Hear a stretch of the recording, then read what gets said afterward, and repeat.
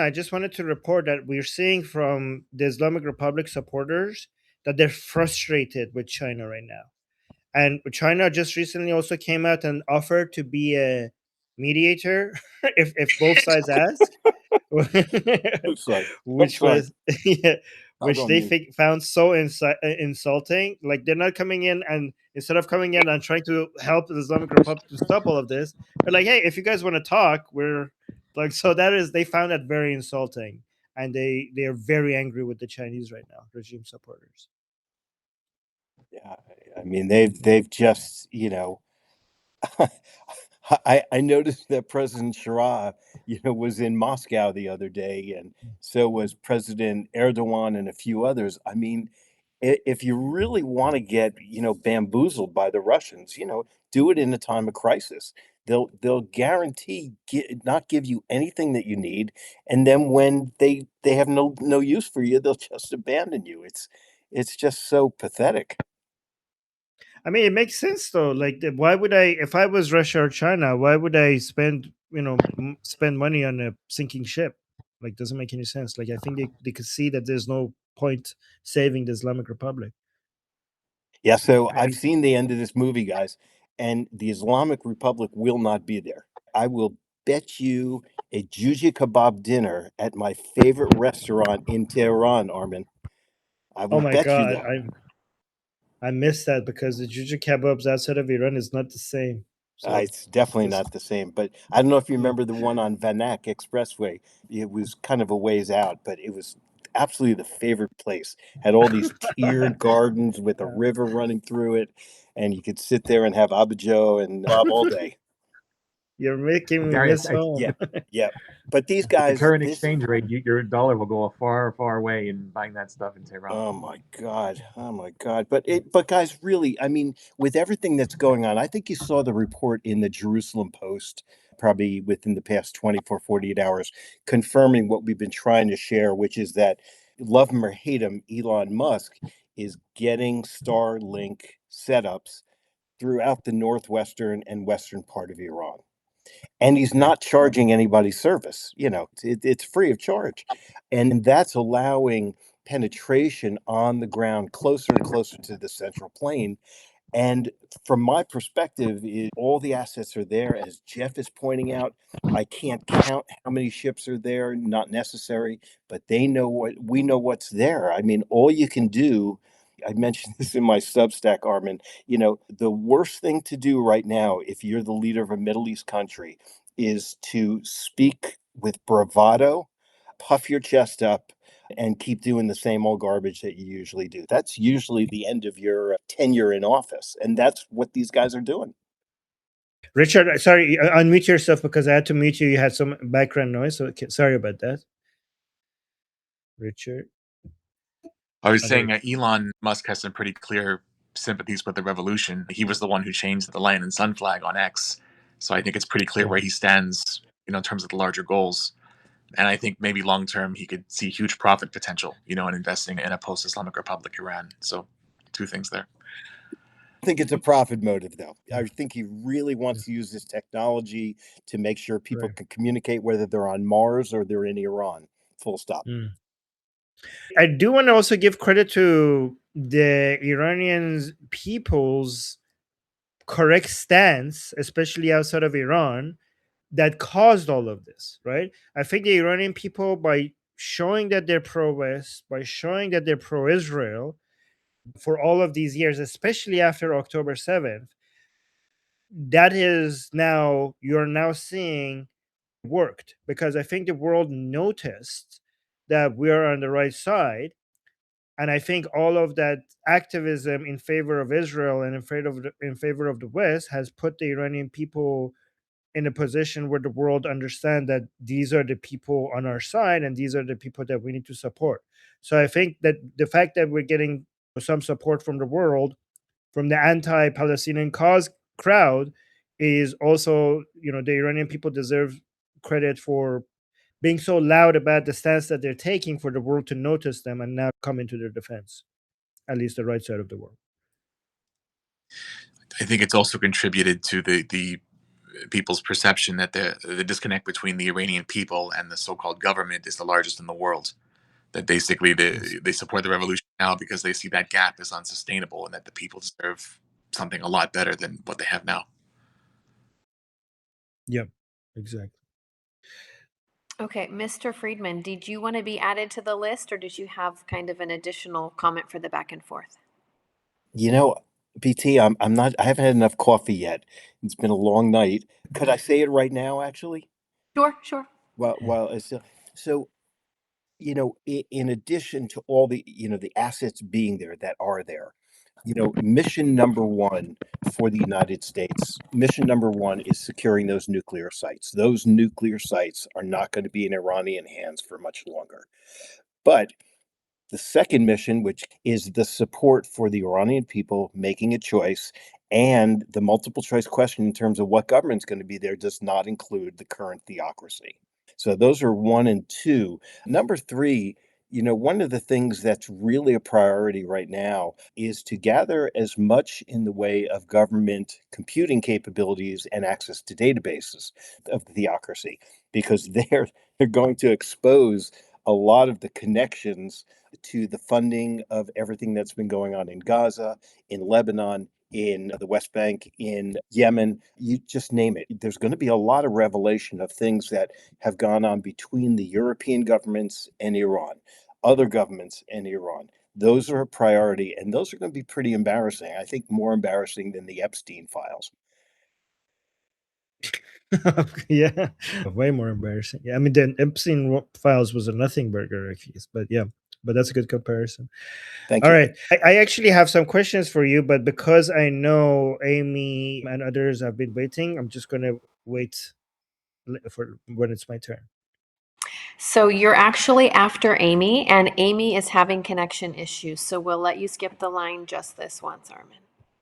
Oh, and okay, no, put me a little bit down in the list because I know because other people I think on the list have been waiting a long time. So I'll just put me a little bit lower in the list. Thank you, though. Okay, next was Jeffrey. Give him my spot too. You guys are messing up my list. Okay. Shauna. Sorry. Can you guys hear me? Yes. I'm on a speaker on a phone, so we'll see how this goes.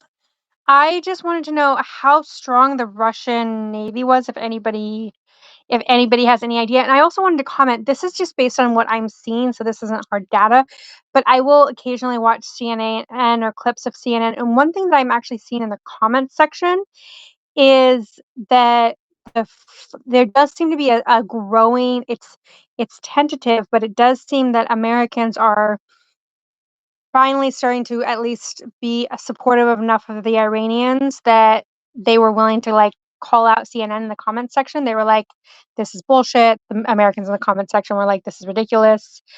So I do think that your work and Goldie's and Tusi's is having like an impact.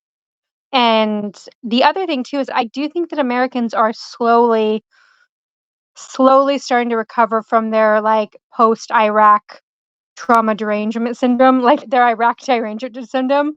I think it's still tentative, but I do think that we can be optimistic that maybe there's some growing understanding that, okay, we really fucked up in Iraq, but that doesn't mean we should just become isolationists. So I do see Americans slowly becoming a little bit more balanced and nuanced.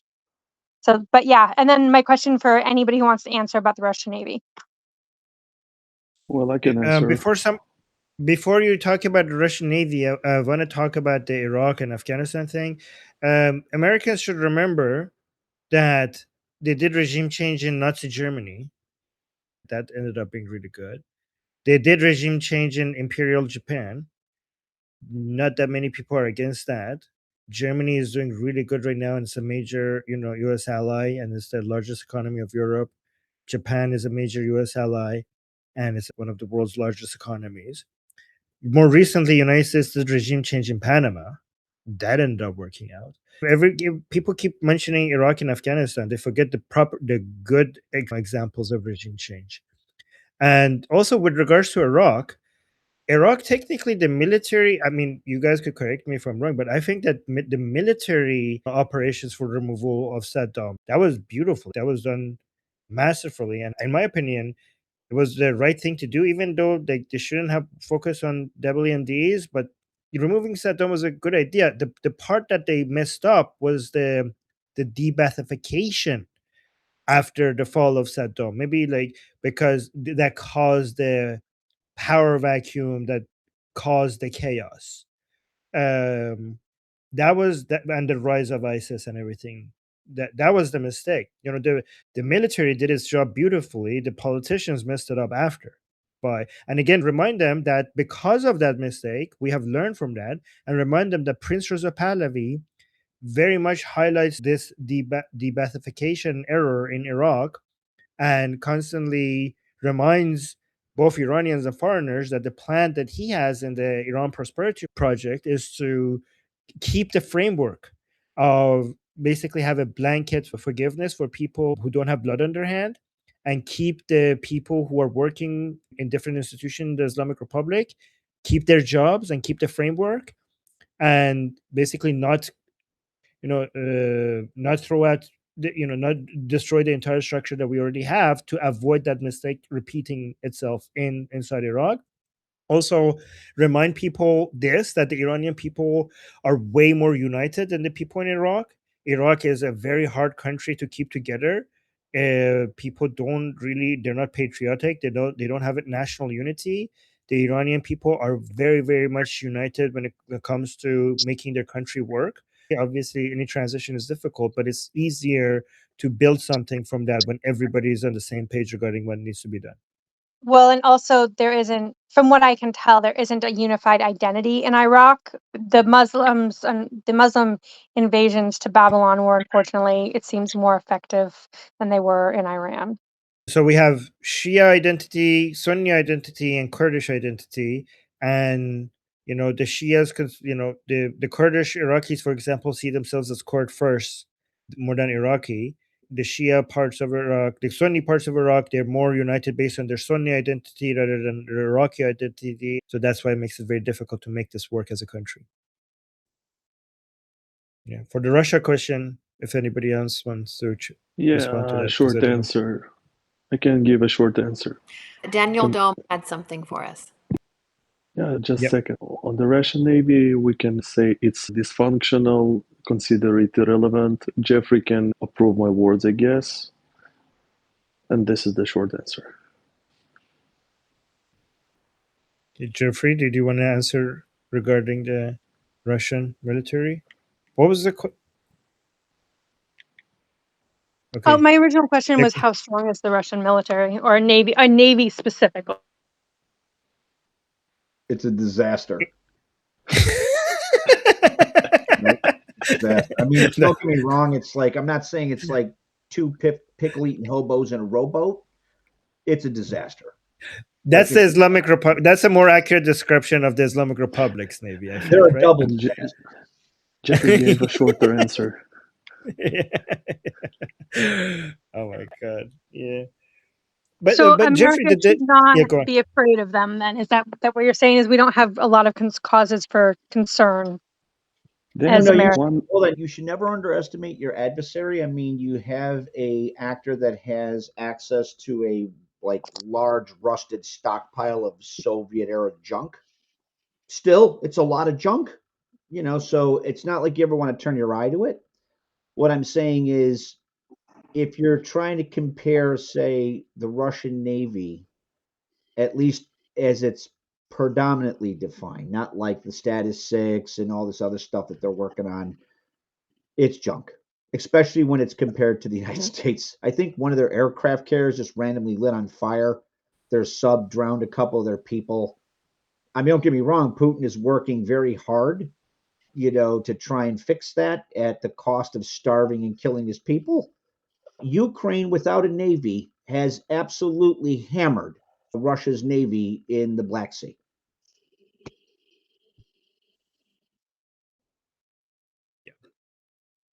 Yes, sir.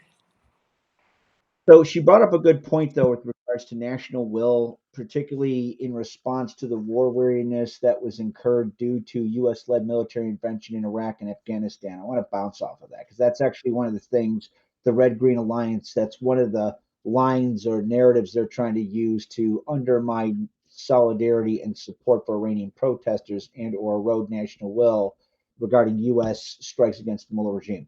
So Armin's not wrong. A couple of the key things like disinformation pushed by U.S. led military intervention in Iraq by the non-interventionists. First off, WMDs was not the primary reason we went in. That was number 3 out of 16 reasons that were cited by former President George W. Bush in September, maybe 12th, 16th of 2002. It's called A Decade of Deception and Defiance. And the number one reason was Saddam Hussein's Ba'athist regime's non-compliance to UN resolutions.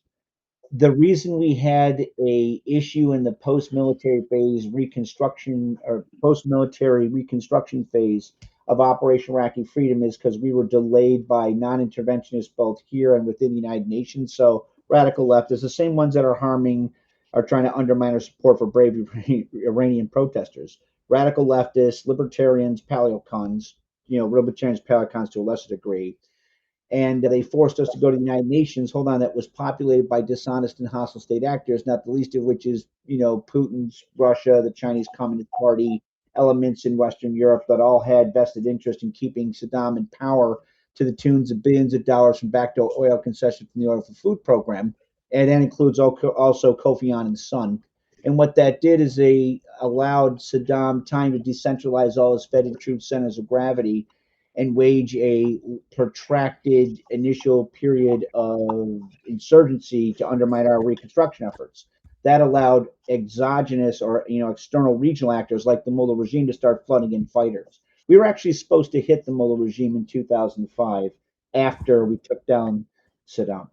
Additionally, we also found thousands of tons of chemical weapons in Iraq and 558 metric tons of lower medium enriched uranium, which is in direct violation of UN Resolution 687, Articles 7, 8, 9, 11, and 12, as well as some of the intelligence that directly underwrote the ability for the United States and Israel to identify the underground heart of nuclear reactor that Assad's Alawite regime was trying to build, and thereby afforded the Israelis to take out said underground and hardened reactors, specifically the idea of leveraging diffuse heat dispersal amongst like a nearby located river. That's just off the top of my head. No, that's a lot of information at the top of your head. That's good. That's good. Okay. Next, we have Mr. Spivak. It's a boy action. All right. So I'm trying to think about the situation from the perspective of China. The USS Lincoln was conducting live fire drills in the South China Sea before all the news about how it's moving towards Iran. And this movement comes at the cost of millions of dollars to the US per day. Oh, did he get cut for me or for you too? He's cut. He's frozen, yeah. Okay, so he was talking about China's percent. Let's move on to the next person. Russia cut him, yes. No, China. I had accidentally skipped over Shai. He had something to add to the Russia bit. Oh, okay. Russia is an interesting case of, as far as I know, about a fifth of the population wants a revolution and overthrow Putin in Russia and would support the Ukrainians, maybe more, I don't know. But it's a terrible, sad situation because it's, as you know, a dictatorship of their security forces, or what do we call them these days? What used to be the KGB, and I would support a minority revolution in Russia where somebody takes over and enacts some kind of republic, democracy. Iran is very lucky to apparently have a majority of people who would support a revolution. So a step further than what's happening in Shai, Russia. we can hear Is better? Yep, that was better. But we got it. Let's go to Danny. Is this better now? Yeah, that's good. That's good. Okay. I can't hear you, but you guys can hear me. So did you hear everything I said last time? So I said Russia, I would support a revolution in Russia. It would be great. But unfortunately, I don't think we have a majority of people who want to overthrow Putin as far as I know. Yeah. Okay. Let's go to Danny now. Okay. I don't know exactly where I cut off, but just start from scratch. Let's start from scratch because, yeah. Okay, so I was saying that the USS Lincoln was conducting live fire drills in the South China Sea before all the news about how it's moving towards Iran. And this comes at the cost of millions of dollars to the US per day and at an opportunity cost of where the US projects power. So even though I know it's not in the cards right now, imagine that China wants to launch a surprise invasion of Taiwan. It becomes much easier if American carriers are tied up elsewhere. So with the understanding that China plans to invade Taiwan in the not so distant future, from China's perspective, if the Islamic Republic somehow manages to survive a few more years, they could wait for America's forces to be diverted again in a future revolution when China is more ready, and then they can launch their invasion of Taiwan. So to you guys saying that China views the Islamic Republic as just a completely disposable source of cheap oil, I think they have a real interest in keeping them as a future card to play. And it's more a matter of considering the cost of any interventions that they have available and the probability that these efforts could save the Islamic Republic. Okay, before we go to Jeffrey or Gary, because they have better responses to this, even if that's true, what are you going to do? This is like a sinking ship that is not savable. So it's just like, it would be great if the Islamic Republic would stay, but I think the Chinese are smart enough to realize that there's no saving the Islamic Republic, so why save something that is not savable? Do you guys have any opinions in this? Coach, you go ahead. Which one you want? You want me or Gary? I can speak to it. Gary can speak. So it's pretty clear that members of the autocratic bloc, whether it's Putin's criminalized counterintelligence state, the Chinese Communist Party, and/or Mullah regime, are coordinating their efforts amongst different respective theaters. Mullah regime in the Middle East, Putin in Europe, and the Chinese Communist Party in Southeast Asia, as you correctly identified. I mentioned in previous podcasts that, yeah, the Chi-Coms and Putin are very much trying to bump up the support to the mullahs, albeit not to, like, hear me out. Don't. I'm going somewhere. Anyway, so that's true that they're doing that. The simple fact to make the cost more. It's not to save the mullah regime. It's to make it cost the most it could for us. That's bait and bleed or bloodletting. That was in the report I posted in the discussion. Here's the issue with that. Even with that cost, the very nature of the mullah regime, that it is a pseudo-theologically motivated actor, and subsequently its pursuit of weapons of mass destruction, is inelastic, as well as the operational impact of global socioeconomic and technological trends, making it, increasing the lines of proliferation or obtaining WMDs and or lowering the entrance barrier for them to get it, means we have to take them out no matter what. That said, there's a reason also why Pete Hegseth bumped up our military and defense industrial base. I think that Jeffrey is a very wise human being, and there is no chance that those. My wife would disagree.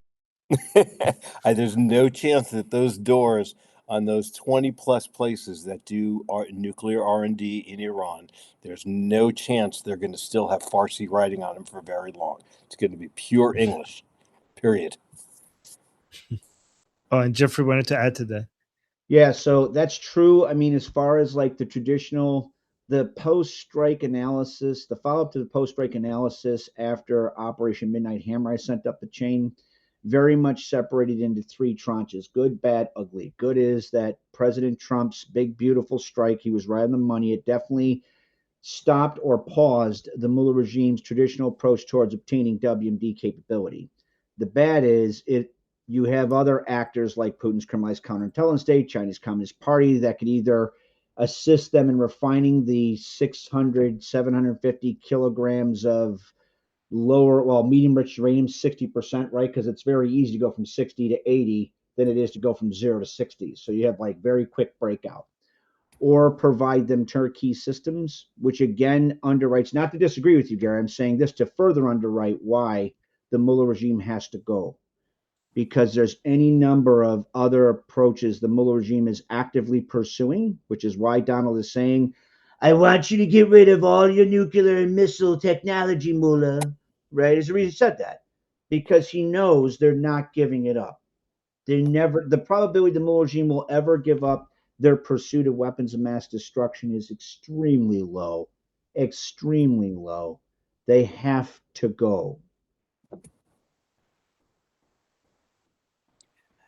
As a way to, on our Persian channel, when I tell Iranians what's happening, I'm going to actually use your reports to create live streams where I update the Iranians regarding where we're at. So I'm going to be using your reports from now on for that. Okay.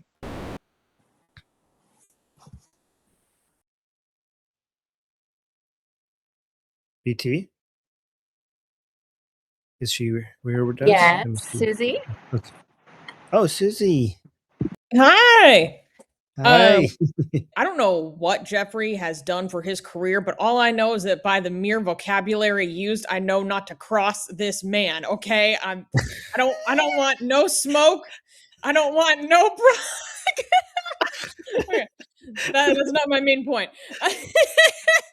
I consider myself an educated metropolitan young woman, and I don't know what the hell this man is saying half the time.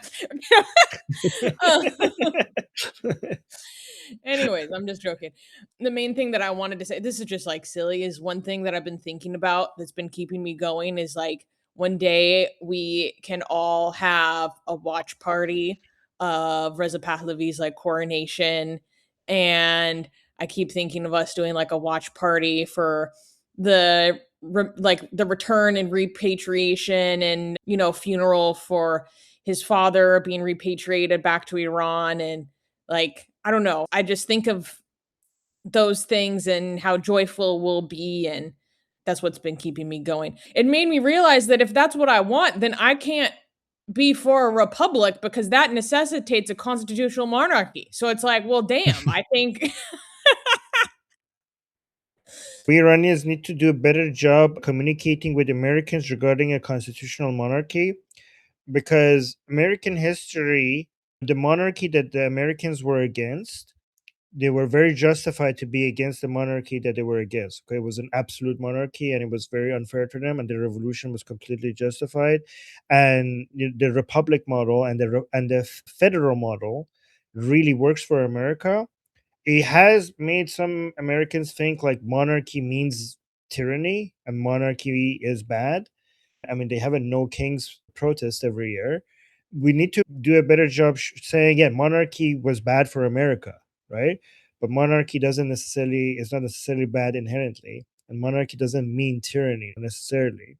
Another thing I need to communicate to everyone more is that a constitutional monarchy is a republic, right? So in Iran, we say a republic or a constitutional monarchy, but by a republic, we mean a republic without a monarch.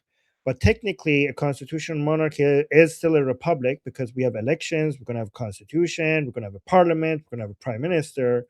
That is a republic. Technically, any form of government where that the form of the government is, and the laws and the form of the government has been decided by the people. And also, if you have either a constitution or something that acts like a constitution, so basically limits the rule of majority, makes you a republic. So a republic is basically a democracy with limits to majority rule. Any form of government that is a democracy with limits to majority rule is technically a republic. But we also need to show to Americans that what works for America doesn't necessarily work for Iran, and a constitutional monarchy could be a very effective form of government. We need to do a better job in communicating that. No, but for real, like, I'm really sensitive to the fact that, as a non-Iranian, like, I don't want to make the mistake of being one of those Westerners that is like way more hardcore than the actual population itself. Like, I think it's so cringe. They're all these like white girls that make Palestine like their whole personality and are literally more extreme than other Palestinians. Now, granted, I don't think I'm more extreme than the Iranians I know, because my Iranian friends are hardcore, but you know what I mean. No, I don't think that's what's cringe about them. I think what's cringe about them is that they're literally supporting terrorists, right? I think if you want to be hardcore supporting the right side of history, you should be able to be as hardcore as you want. What's cringe about them is that they're literally very passionate about supporting evil people. That's what's wrong about them. But I mean, I just think like those of us who are not Iranian needs to be sensitive to the fact of like. I think it's fine. I think Iranian people appreciate, like, it's not like, I think it's fine. I think the Iranian people appreciate somebody being that hardcore about it. No.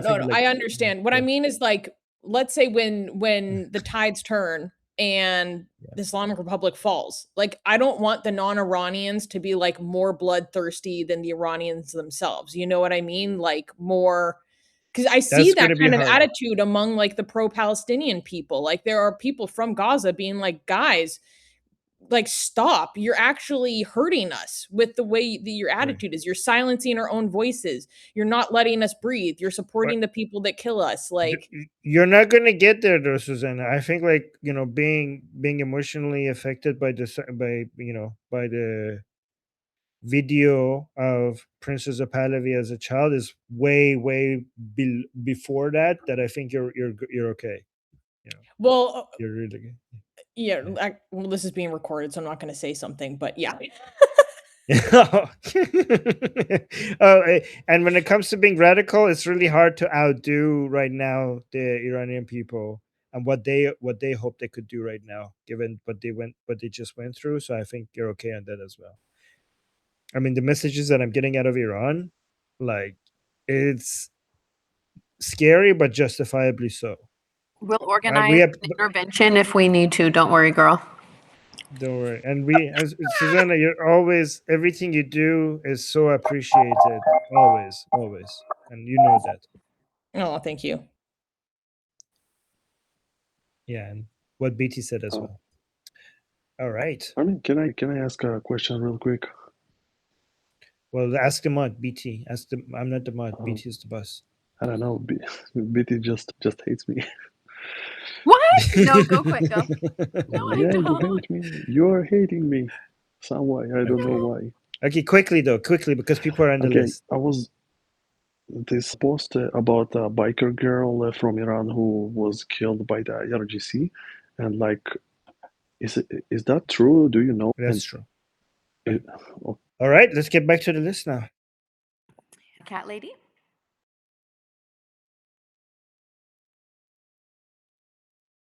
Cat lady. Is she here? Oh, she's saying my mic is not connected. Okay, we will move on to Dajjal and while we wait for you. That's good. Yeah, thanks. I was going to look at what you said about constitutional monarchy and the British, what my country experienced. I'm very pro-American Revolution, of course, country, but you said the British monarchy was an absolute monarchy. That's not exactly true. It was actually a constitutional parliamentary monarchy, but we had no representation in the parliament, and we were refused representation. Well, no, it was an absolute monarchy for America. It might have been a constitutional monarchy for them, but it was an absolute monarchy for... I was just putting it out there, yeah. It was like, for us, it was basically apartheid. No taxation without representation, that's where I came from. But yeah, I get your point. But Iran isn't America, and that's going to be a completely different situation. All this probably going to be a lot like the old school British Empire in some ways, except they'll actually have representation like we did. But yeah, I just wanted to put that in there. As far as I was going to say about Iraq, the thing with Iraq is, and it goes to what you were saying, we call it the Iraq War, the Second Iraq War. There were actually two wars. The war against Saddam, which we won in very short order, and the aftermath with the de-Baathification and all that shit, that came second. And that war was a disaster, the way we went about it.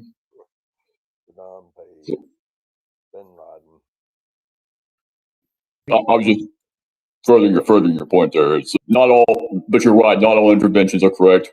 World War II was an excellent example of a good intervention. It had to be done. What we're doing in Iran, that's good. I think we should have dealt with Iran instead of Iraq. I don't think that should ever happen, period. But we should have dealt with Iran a long time ago, but I take your point. It's black and white, that kind of black and white thinking has been very disastrous for us. It's like Shauna said, well, I think we're finally getting past that point and can actually be rational again.